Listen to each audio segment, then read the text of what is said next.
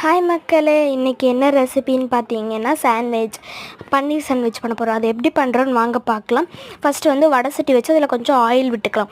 Oil விட்டு லைட்டாக மஞ்சத்தூள் போட்டு அது கூட வந்து நம்ம வெங்காயம், கேரட், கேப்சிகம்லாம் நம்ம நறுக்கி வச்சுருப்போம்ல, அதையெல்லாம் போட்டுக்கணும். ஆனால் பீன்ஸ் போடக்கூடாது.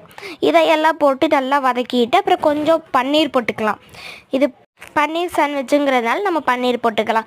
பன்னீர் போட்டு நல்லா இது பண்ணி விட்டுறலாம். நல்லா வதக்கி விட்டுட்டோம்னா நமக்கு கிடச்சிரும். இதுவே பன்னீர் படம் பண்ணணுன்னா நீங்கள் அப்படியே பண்ணிக்கலாம். பன்னீர் வேணாம், மற்றபடி வெங்காயம், கேரட் எல்லாம் போட்டு நீங்கள் கேப்சிகம்லாம் போட்டு பண்ணிக்கலாம். அடுத்து என்னென்னு பார்த்தீங்கன்னா, நம்ம ப்ரெட்டில் வந்து கொஞ்சமாக சாஸ் விட்டுக்கலாம்.